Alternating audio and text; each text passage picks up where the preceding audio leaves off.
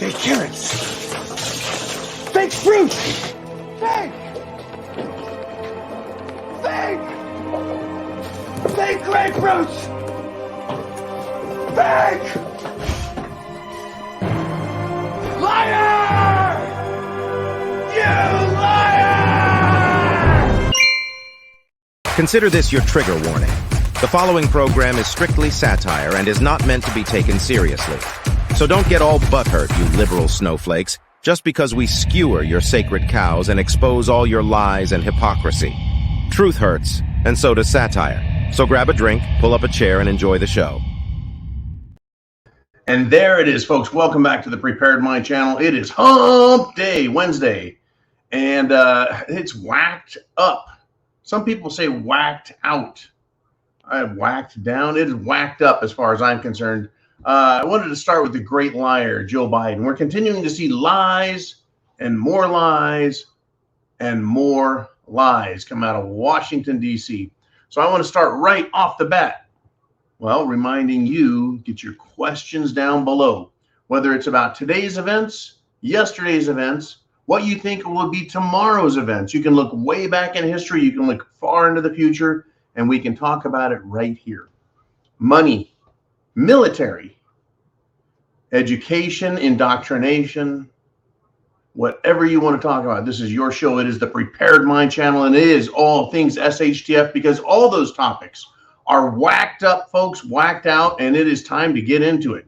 So, Biden the liar. That's funny because Senator Rand Paul, folks, was holding another hearing, and he had the CEO of Moderna right there. And Rand Paul caught him in what he thinks is a lie, right? That the CEO lied to the Senate committee about myocarditis, that is heart problems, and men, young men, who have taken the Jim Jones juice. He called them out, folks, and he put his lie into the public record. I'm tired of this, though. I am tired of, well, you know, we caught you, we caught you, we caught you. Hey, how about this? How about you charge him with perjury for lying under oath? And how about calling for his prosecution for crimes against victims? There are victims, folks, of this. I'm glad I'm not one of them, so I don't feel like a victim, but I can see victims the same way the government is supposed to see victims out there and charge those with crimes who have committed them, whether it's bank robbery or auto theft, assault, breaking and entering. How about this? Jaywalking or refusing to obey a lawful order from a cop. They'll arrest the fuck out of you for those. But you want to lie to the public, then lie to the government under oath, and no big deal. We're just going to call you a liar and let you go. I'll call these people out on their bullshit, folks. Rand Paul, okay, you've manned up and you've called Fauci a liar. You've called this guy a liar. It is time for crimes to start being charged. There are victims. There are injured parties. Where are the criminal charges? It has hit the fan, folks. It really has. And having someone just, I don't know, say, well, you know, it's a crime. I mean, someone's been victimized. No more. It is on, folks. It is completely on. Here's another set of victims that are out there that the government is not prosecuting, but they're starting to pass laws to make it that way. In Arkansas, the governor there, who is none other than Sarah Huckabee Sanders, she signed a bill in Arkansas as governor that is going to restrict tranny students from using other bathrooms. Right? You can't just go into any bathroom you want and claim to be that gender. So in public schools, that is, it's now going to be illegal. Next, you're going to have to get it enforced. Then you're going to have to prosecute. And these fruitcakes all along the way, folks, these sacred cows of the tolerant left that are intolerant of you, your freedoms, your rights, your history, your tradition, your culture, your laws, and your country, they couldn't give a frying frog's frat ass on it. They don't. No, these people, folks, these fruitcakes don't care. They want to destroy us. But if we if we impede them and their progress, their march towards, well, freakdom, it's on. Now, I found this particularly interesting, and I want to bring this to your attention, folks. Shit has hit the fan. Are you prepared with those items that you need? You know what those items are. It's our fucking motto here we've been talking about. It's on right now. And finally, Washington is starting to see it. And Washington now, as in Washington, D.C., has a majority lead of, well, the Republican Party. So I have two questions for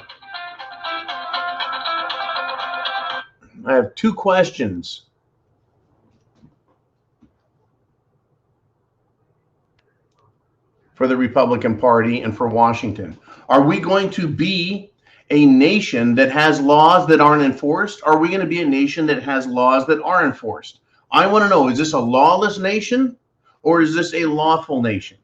No, never mind whether the laws make any fucking sense, right? Never mind. If you want to say fruitcakes can use whatever bathroom they want, pass that law and then let us deal with it. If you're going to say we don't really give a shit what laws are out there, then let me know and you know and all of us know so we can deal with this appropriately. Either we're going to be a nation of laws or not. And I know we're not going to get that. We're going to get selective application of laws that are going to prosecute you. So we know where this is going, but let's just see how the war is being fought. The war right now is being fought between elected representatives of our country and appointed enforcement of whatever laws they think are applicable. So Representative Matt Gaetz, Republican out of Florida, whom I am now going to criticize because he has not used the word impeachment that I have heard in the news. Now, maybe the mainstream media, maybe alternative media, maybe the internet media has ignored Matt Gaetz, who has consistently called for impeachment, but I haven't heard it. And I think that by now I would have. Matt Gaetz, impeach President Biden for his crimes. Now, having set that aside, what did Matt Gaetz do? He has introduced legislation because the FBI Washington Field Office House Arrest Act is not very specific. Oh, it is, right? Because he thinks there's a cancer at the Washington Field Office. Of course there is. Of course there's cancer in the FBI. But so it takes specific legislation out of the House to address the fact that a field office is cancerous. It's toxic. It is malignant. It is evil. It is bad. See, the FBI answers to the FBI headquarters, and the FBI headquarters answers to the president. The problem is not this field office. The problem is FBI leadership and White House leadership. And right now we have a partisan war. It is not about the Washington Field Office, folks. It is about elected representatives telling the fucking bureaucracy what to do, or the bureaucracy saying, we don't have to listen to you. Once we're appointed, we're here for life. And that's how they're acting, folks. They're acting like lifelong membership to Gestapo has been approved. And they don't care. Now, taking that into account, understand, folks, that they don't think that they're trapped in Washington, D.C. The FBI thinks it is long arm and it can just reach anywhere and arrest people. And it does. Look at the January 6th bullshit.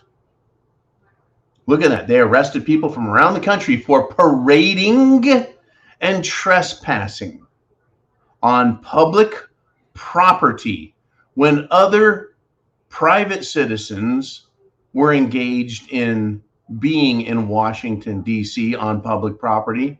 These people were singled out and selected because a government operation was conducted in which the public was entrapped and ensnared and involved in an act of violence that was promulgated and then escalated by Washington, D.C. Metropolitan Police, by agents provocateur from the FBI and their agents that they hired, people like Ray Epps. Unbelievable, folks. Matt Gaetz, it's not the Washington field office. It's the entire stinking Washington bureaucracy. You can't go, and I think Uman and I discussed this, some of it publicly, some of it privately. Whoever is in the White House, you can't change the problem by picking up one bad person and dropping them out, because the rest of the bureaucracy is going to watch and wait for that person to be replaced with a new person, and then they'll go have a talk with them and let them know exactly how the game is played. You've got to eliminate and erase all these people at once, or it will never change. And even then,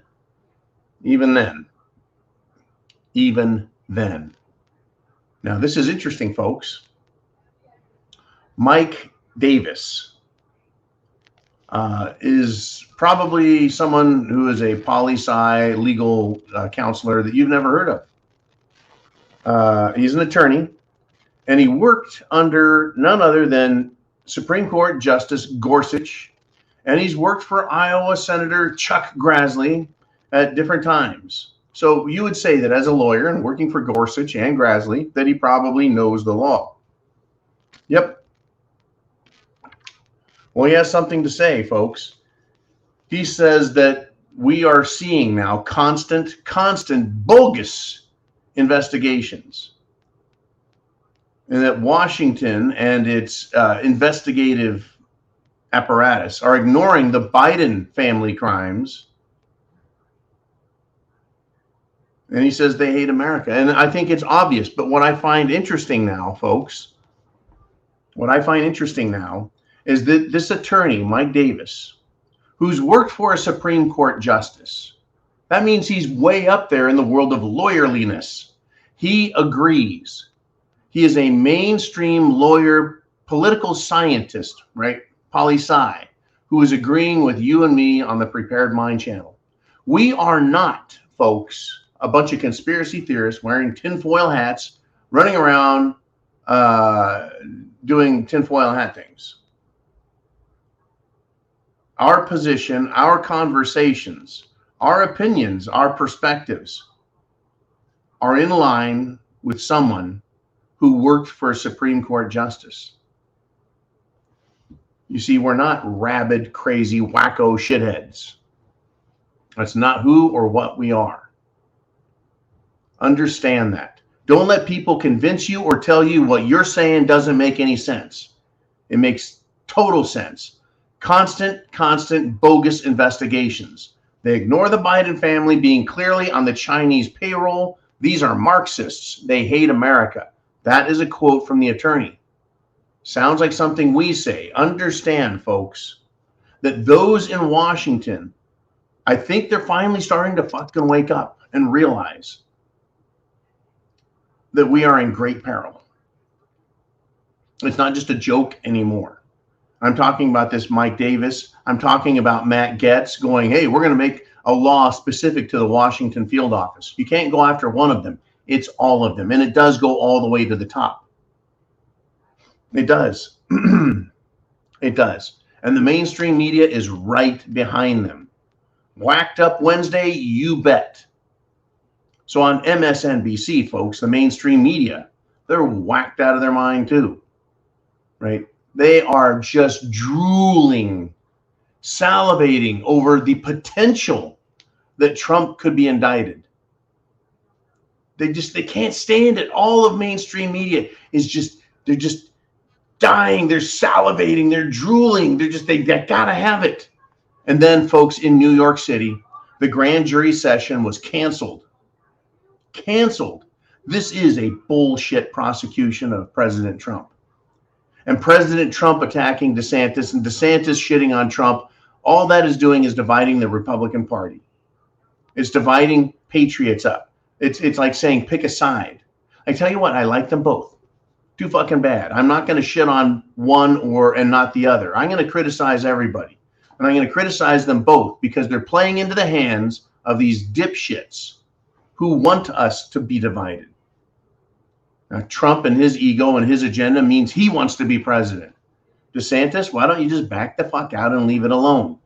You have a state to manage. It's called Florida. Listen to John and we'll all get along just fine. Trump can serve another 4 years. DeSantis can come in behind him.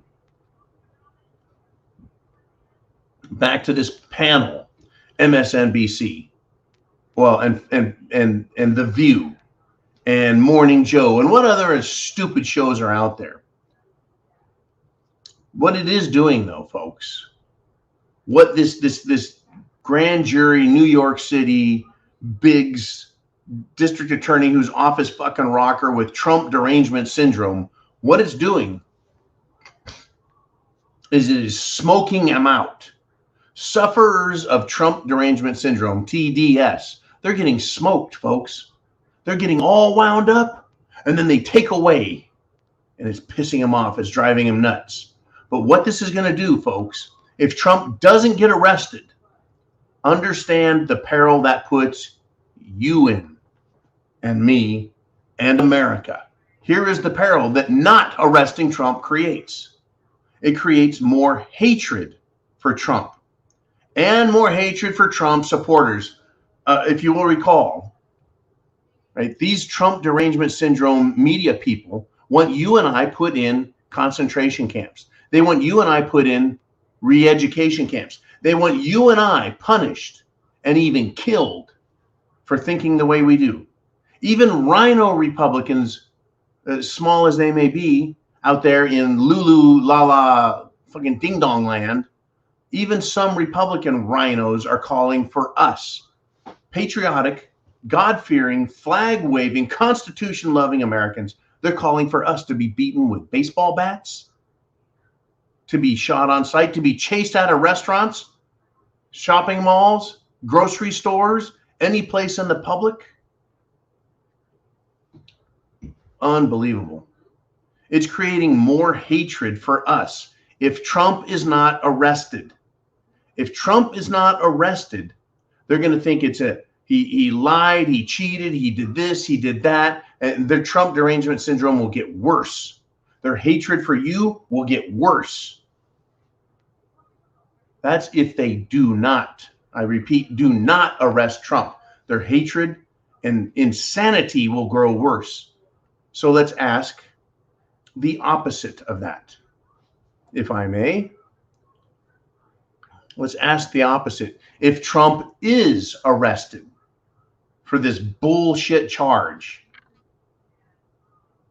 of paying off an adult actress, I guess being DP'd in a gangbang is now acting.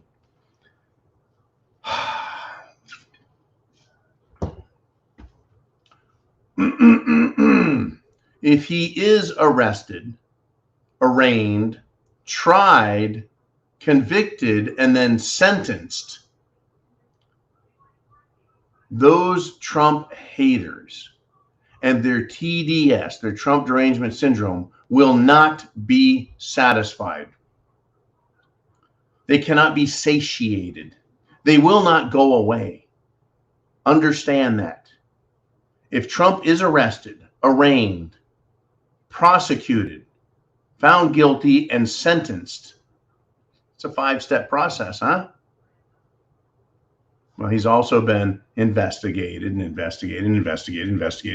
the last 6 fucking years. And that's all they got. If he is found guilty and sentenced, people with Trump derangement syndrome are going to hate you worse no matter what. They'll hate me worse. They'll hate all of us. They'll say, see, Trump is guilty and you supported him, so therefore you should share in his guilt. The call for you to be arrested, re-educated, and even killed is going to go up. Beaten on sight, chased off the street. I tell you, I can't wait for the first day. The first fucking day one of these lunatics approaches me on the street because they detect my love for America and says something to me about going to a re-education camp. I'm not going to talk about how violent I'll get or anything dangerous. And I do not recommend anyone do anything dangerous or harmful, illegal, unlawful, or even mean or discourteous. But there'll be a lot of fingers getting waved when that happens. And I'll ask them, if you want to take a swing, you go right ahead. These people with Trump derangement syndrome, folks, they're going to go nuts if Trump isn't arrested. They're going to go nuts if he is. Either way, I can see this getting worse. These people with Trump derangement syndrome are not logical, thinking, rational human beings. They're frothing at the mouth, Jim Jones juice injected morons. And I think I can prove that in a court of law. They are fucked up. They really are. I'm moving on. Where are we at? Shit, 21 minutes into this, we got a whole lot. We got a whole lot. All right. And just so you know, Mr. T is out there, and he's still doing what Mr. T does, and we'll have some more material from him coming up. Woo! I tell you what. Let us talk more about this.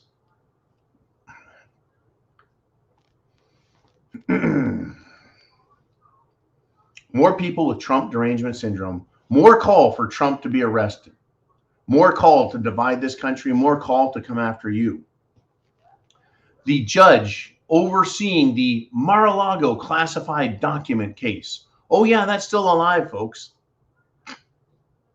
Trump, well, his state was invaded by the FBI with full automatic weapons, as if knocking on the door and saying, Mr. Trump, we would like to search your house. Here's a warrant. Please step aside. We've got a job to do. No need for guns and machine guns or anything else. In fact, the FBI doing that probably would have had to run into Secret Service, because the president has a Secret Service detail, does he not? Anyways, I digress. This judge says that he has evidence that Trump, quote, committed criminal violations. Oh, really? Folks, they want this to go off. They want partisan war. And both sides are going to want this partisan war to happen.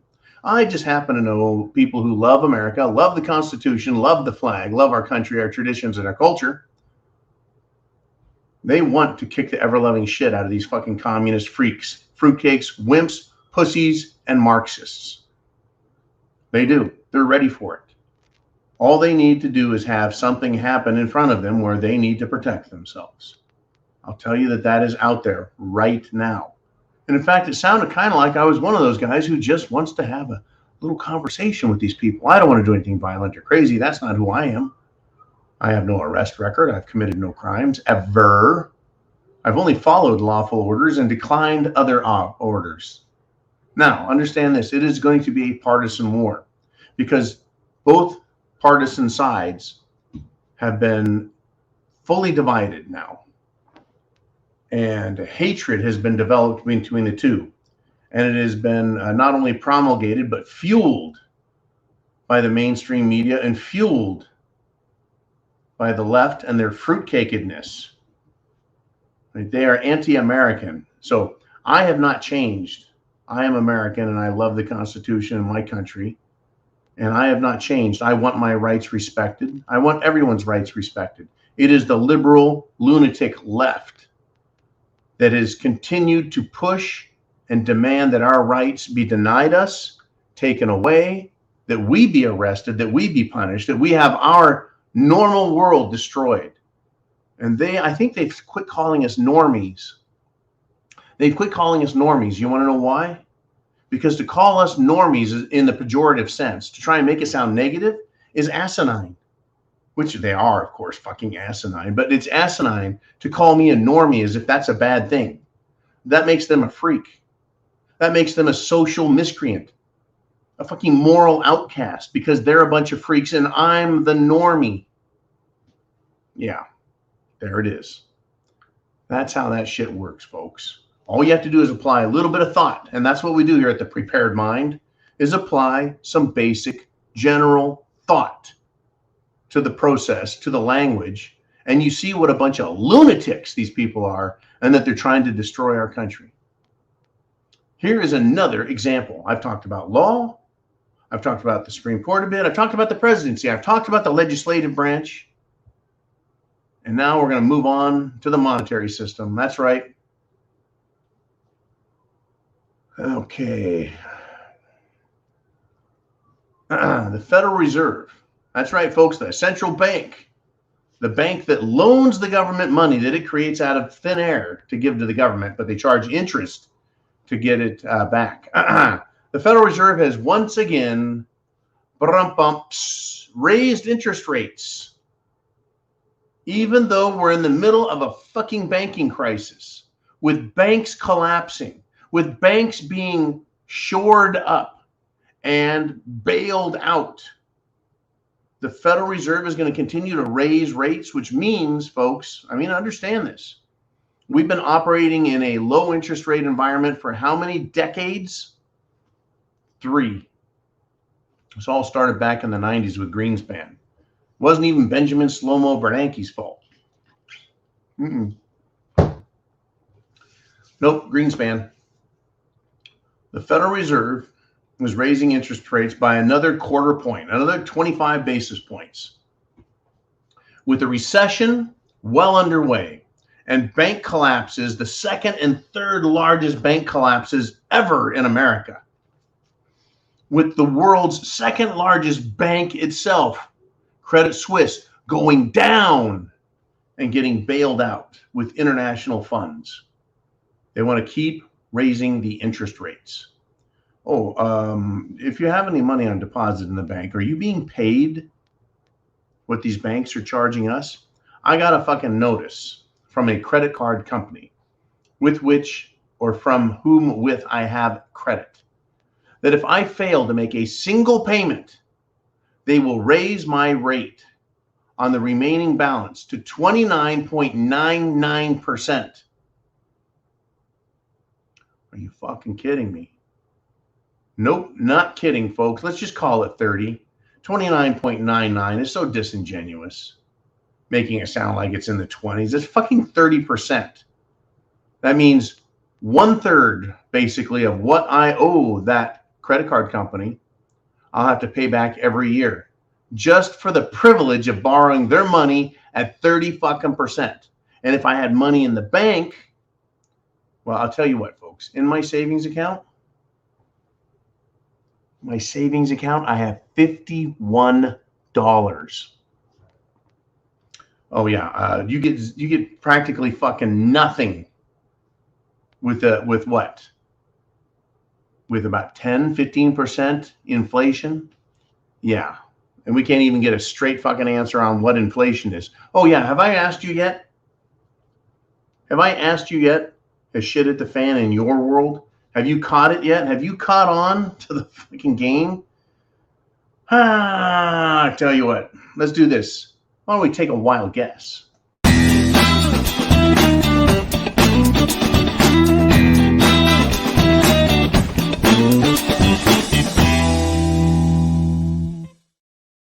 What changed? What changed? Get this, folks. I want you to take a wild guess. A 56-year-old Star Wars actor, and he's also a Harry Potter actor. Well, he died at a train station. Was that train going to Hogwarts? No, it wasn't, but he collapsed and died. Sounds rather sudden to me. 56 years old. Now, this gentleman's name was Grant, and he played an Ewok in Return of the Jedi. 56. That's kind of interesting. I'm 53, so when Return of the Jedi came out in 1982 or something like that, I was 12, and he's 3 years older than me. Makes him 15. He played an Ewok when he was 15. That's fucking great. Unfortunately, he's now dead. And he played a goblin in Harry Potter and the Philosopher's Stone. Folks, when people of note or fame or celebrity or sports stardom dies, we notice and hear about it. 56-year-old. Toast. Gone. Dead. Take a wild guess as we add more to our file folder, the Pfizer files.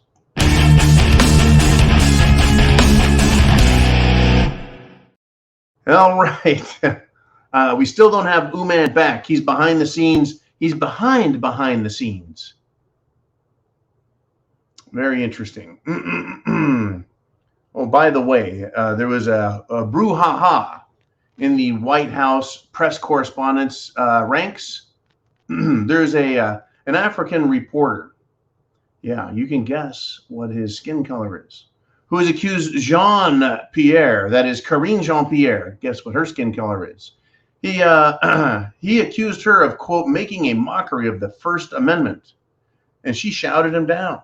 So this gentleman's name is Simon Atiba, and he did accuse Karine Jean-Pierre of making a mockery of the First Amendment. She wouldn't pick on him. She has not picked him, folks. In her act of racism, is my accusation, refusing to call on this guy in 6 months. He says, quote, the U.S. is not China. This is not Russia. You are making a mockery of the First Amendment. It has been 7 months, and you've not called on me, and that's not right. And so, taking a condescending tone, Karine Jean-Pierre asked, are we going to behave? Folks, this entire administration is making a mockery of the First Amendment, the Second Amendment, all of it, folks, all of it.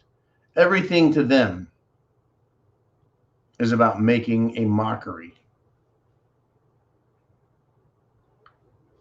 If they're making a mockery of the justice system, you bet. Well, it's tomorrow. No, it's next week. And then they cancel it. We're going to have a grand jury hearing on Trump, and then it goes away. Meanwhile, down in Florida, yeah, they're looking at prosecuting. There's evidence of a real crime here over Trump and secret files. But Biden and his boxes after boxes after boxes at multiple various locations that were not secure.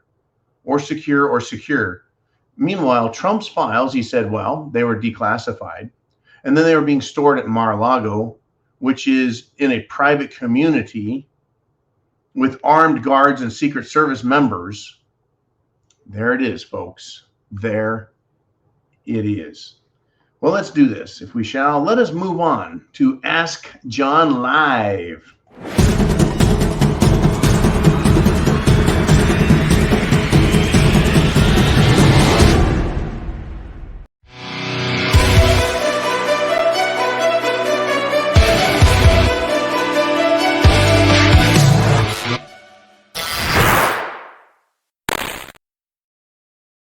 Woo! Okay.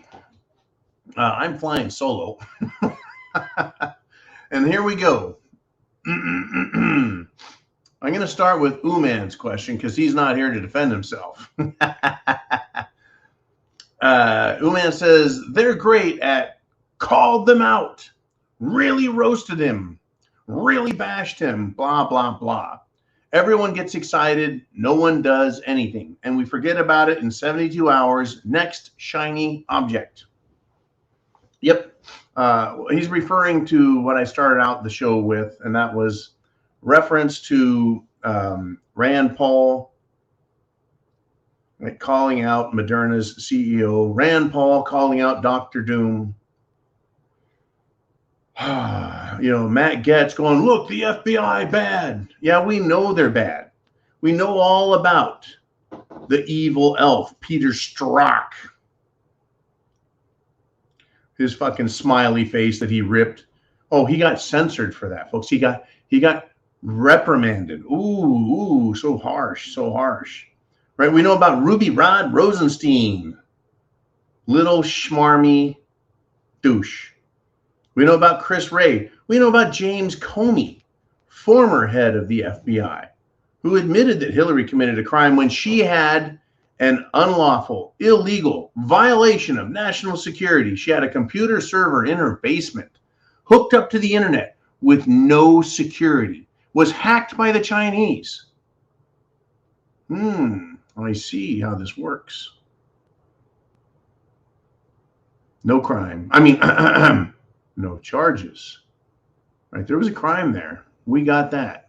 We got that loud and clear. All this hoopla exposed, and nothing ever happens. No one does anything about it.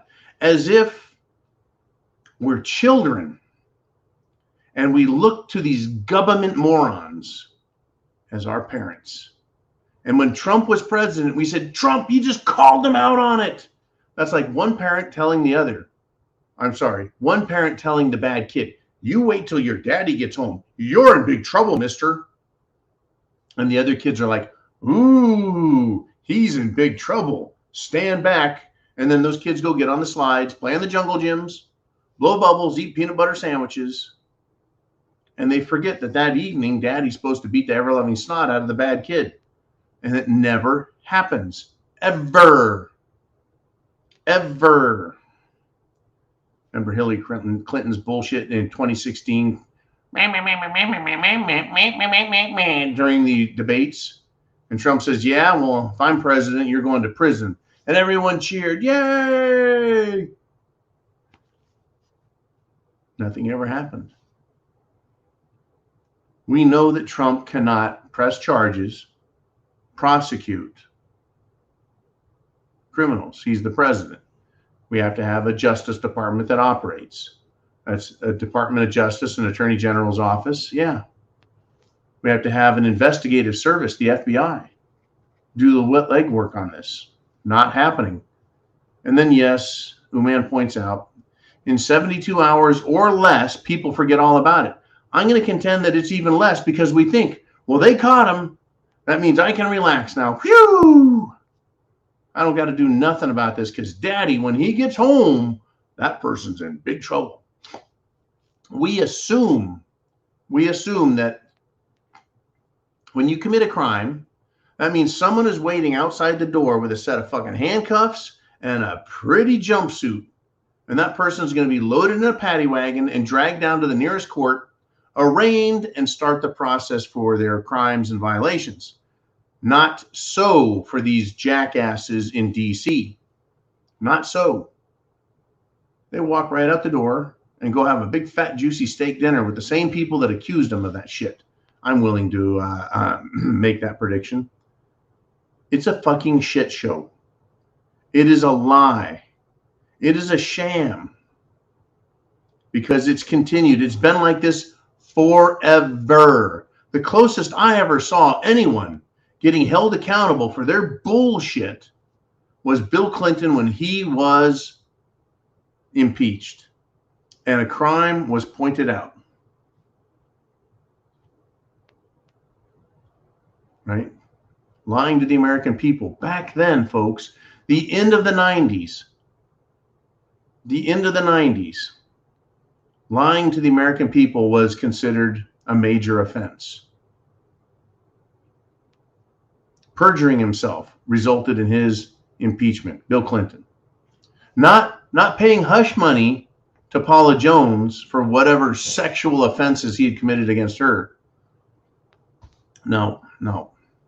He was impeached for lying, perjury. Today, that's a fucking resume enhancer for the Democrats. These people lie constantly, right? You bet. Senator Rand Paul catches this fucking guy lying. He lied to the American people. He lied to the administration, right? Lied to the president, lied to Biden, lied to fucking Trump and said this shit's safe and effective. Yeah, we've done all the tests and everything's great. No problems here. Right. People fucking keeling over left and right. Fucking neurological disorders, fucking heart problems, strokes, blood clots. Everything's just fine. The CEO got out of that chair, went, whoo, that was kind of rough. Went out and had a steak and lobster fucking lunch with all his buddies in Congress.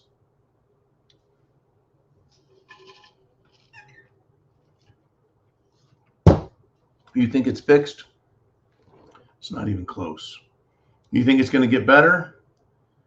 Well, I dare you to hold your breath. You're going to turn some funny fucking colors before anything happens. So, anyways, man, great topic. I'm just going over really quick. See if anything's hopped up since I started this show. Oh, yeah.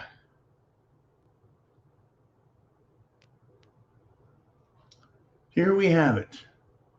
In order to make the January 6th protesters look and sound like they were committing insurrection, They're replaying a video of someone named Rachel Powell, who is beating in windows with a battering ram. Rachel Powell, folks, was only given house arrest for her crimes of destruction of private property, destruction of public property, rather, inciting violence, known as mayhem, which is a felony. She got some house arrest. I don't think that she got 2 years of solitary confinement in prison, watching turds float by the flooded prison cell. No.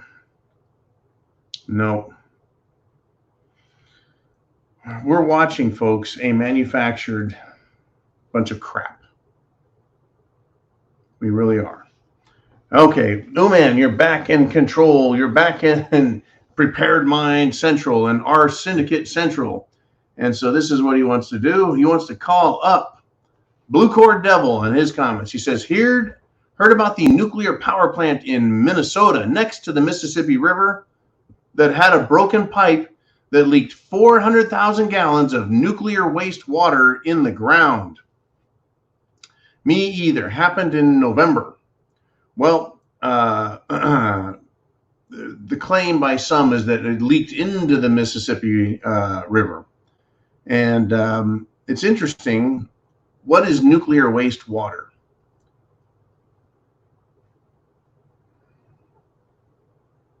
I don't know. Nuclear waste, is this water that is used in and around a nuclear power plant? Does anyone here really know how a nuclear power plant works? I'm being honest. I mean, I've spent some time studying them, and the amount of death and destruction that has occurred as a result of nuclear power plant problems, they're actually the safest on the planet. They're safer than natural gas. They're safer than coal plants. They're safer than all things, right? Now, of course, nuclear waste is very scary. We've all been scared to death by the 3 Mile Island and Chernobyl and Fukushima accidents. They keep telling us that the world is going to be irradiated by these people. And I think the nuclear power plant people have done the worst job ever in defending both their record and the safety of these plants. I'll defend them. I'm worried about them, folks. Of course I fucking worry about them. You know, nobody wants a bunch of radioactive crap in their life or anywhere on the planet. But I wonder, it just makes me wonder why this was not reported. Could it be that the water that leaked came from a nuclear power plant, but it was not radioactive? It's not nuclear waste water.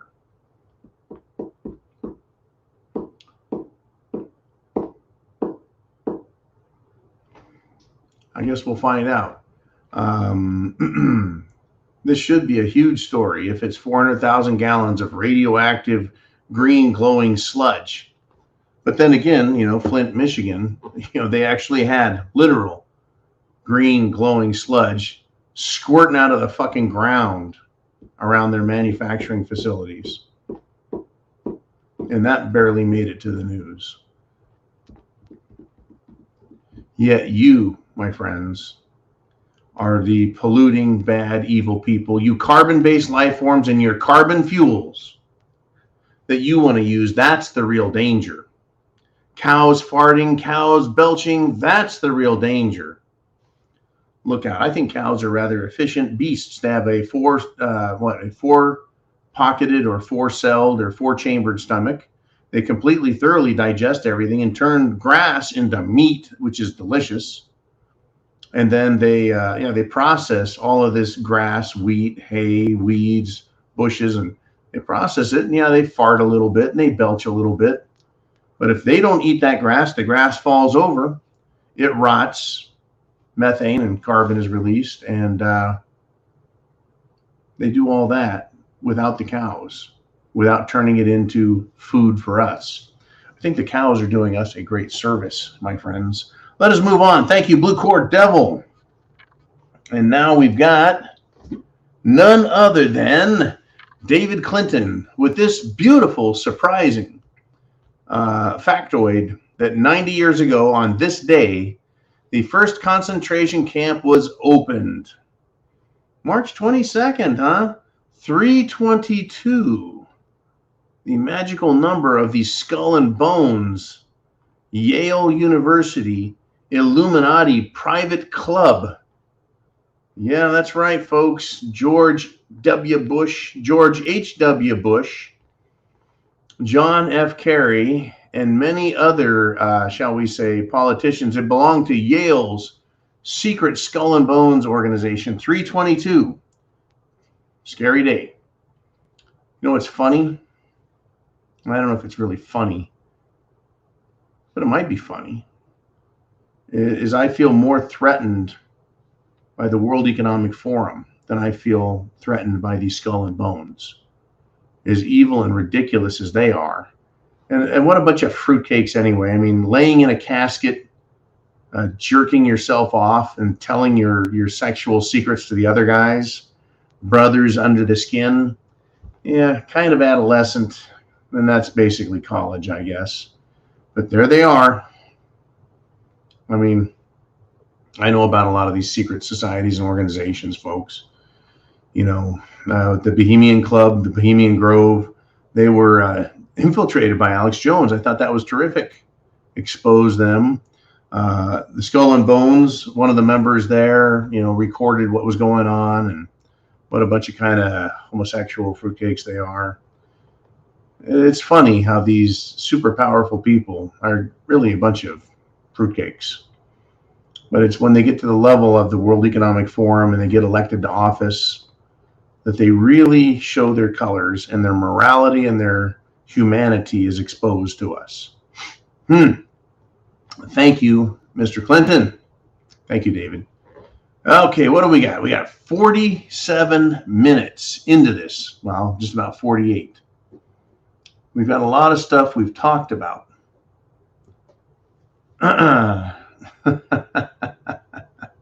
And I think Charles Gentry has said something that is worth listening to, reading and considering. And again,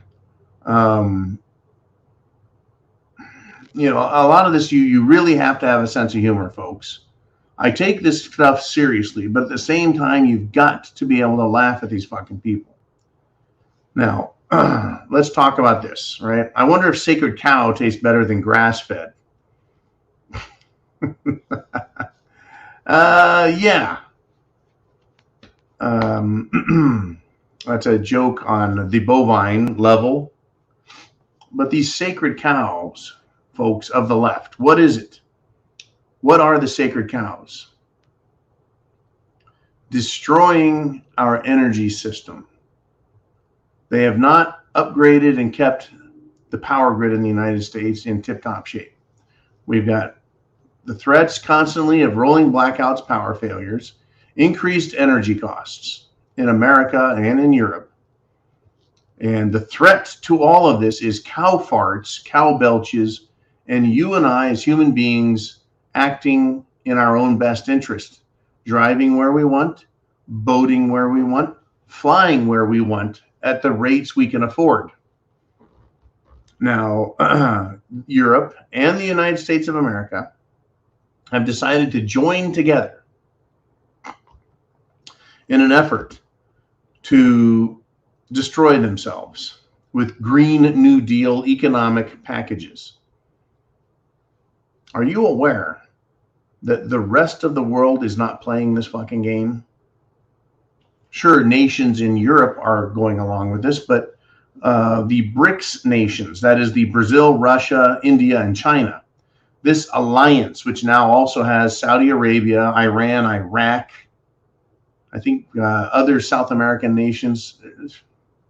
There's dozens and dozens and dozens of other nations in Africa, in South America, in Asia that are joining the BRICS Union versus the United States Europe Union.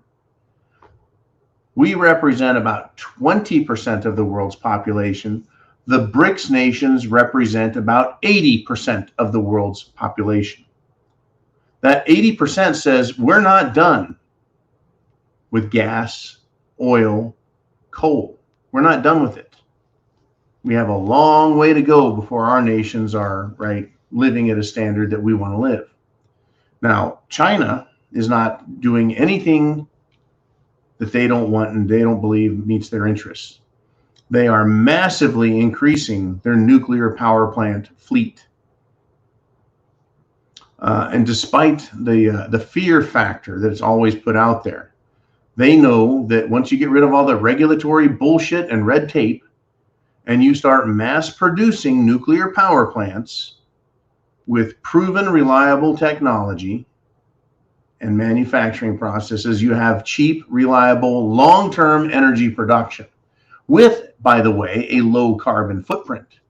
But in order to get from here to there, China is not going to cut their own balls off and destroy themselves by getting rid of coal or natural gas as their energy supply. Why is it? So I want to ask you this. Why is it that Europe and the United States are dead set against themselves and are willing to destroy themselves and their economies to try and achieve net zero carbon footprint?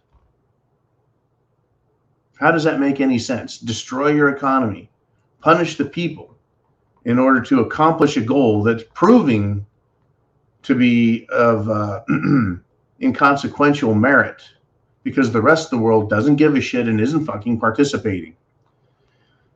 There it is. Okay, so let us go with Charles Gentry. He says, just like airplanes are safer than cars, but when one comes down, it's worse than car wrecks. Well, is it? I'm just asking the question, Charles. When a plane crashes, it's worse than a car wreck. Of course, you've got a little more metal than you do in a car and an airplane. You have a few more people in an airplane than you do in a car, and it's going a little faster, right? 300, 400 miles per hour when they crash versus a car doing 55. But I think the statistical evidence is that if you added up all of the car wrecks, save that thought, please. If you add up all of the car wrecks and the death and injuries of them, statistically, you're going to have less metal and less death and less destruction in an airplane comparison. Right? The amount of airplane wrecks versus the amount of car wrecks internationally. Remember, if you hear of an airplane wreck in China or Japan or Europe or Canada, we hear about those. You don't hear about the fucking hundreds of thousands of fucking car wrecks daily. Just driving from the Prepared Mind studio 10 miles across town. I see evidence of fucking wrecks all the time. Literal fucking ambulances driving around, fucking glass and plastic and pieces of steel and shit on the side of the road. Yeah. Anyways, I appreciate that. Yeah, we do hear about the plane wrecks because that's pretty exciting shit. What a mess. It's all a big mess, right? It's all a big mess. And the idea is to keep us confused about what is important and what isn't. Oh, would you look at this? A possible Antifa member has been identified pretending to be a Trump supporter at a Manhattan protest. I wonder if this fake Trump supporter is trying to stir up trouble and make Trump and Trump supporters look bad, which would in turn make all the liberal lefty lunatics lose their shit and have their Trump derangement syndrome go off. That's right, folks. They are disingenuous, lying sacks of shit. Antifa members. And they are violent Marxist thugs. And they are spoiled little bitches who could afford to go to college where they learn to hate themselves, their parents, and America. And they will go out and make other Trump haters hate even more because of their antics. Antics.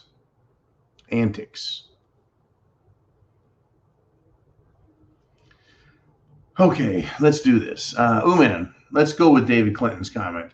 Oh, no. Yeah. Hoosier Life says George Soros, known as the man that broke the London Bank and owns Shitcoin and FedEx. He and their minions have their sights on the Federal Reserve to collapse and take total control. Nailed it. Nailed it. George Soros. Okay. I thought about this as I rolled into my contracting job this morning. I contract and subcontract and contract and subcontract to take care of contracting needs. And sometimes that involves bodyguard protection.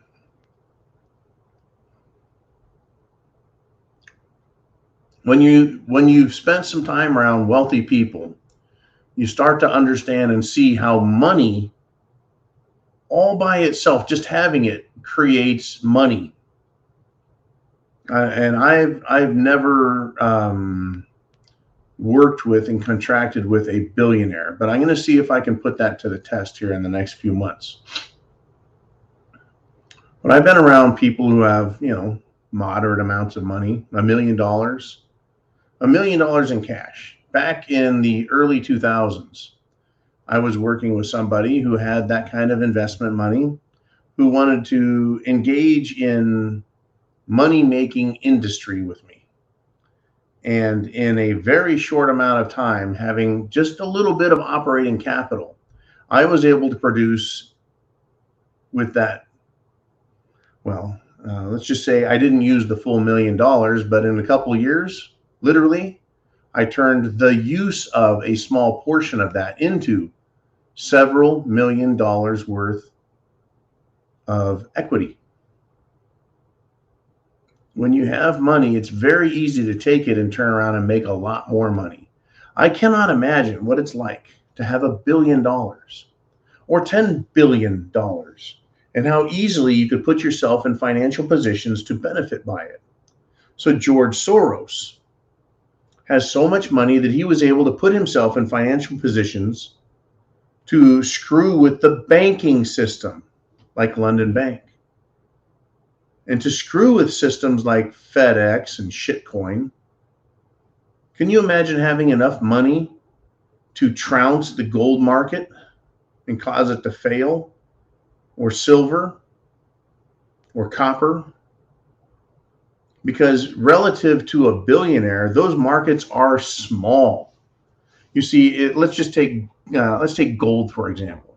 Let's say the gold market is worth $10 billion. Right? There's $10 billion worth of gold being traded. You don't have to have $10 billion to fuck with that market. You may only need $100 million. And then you can leverage that using margin to affect the entire $10 billion market. It wouldn't take much with margin leverage to affect it. So a single billionaire, not even using all of his money, could make a shit pile of money by manipulating markets. And one such guy that we've all come to love and admire and appreciate, George Soros, right? If he has his sights set to collapse the United States economy, how would he do that? How could he take control or participate in a scheme with others to take control of markets? How hard would that be?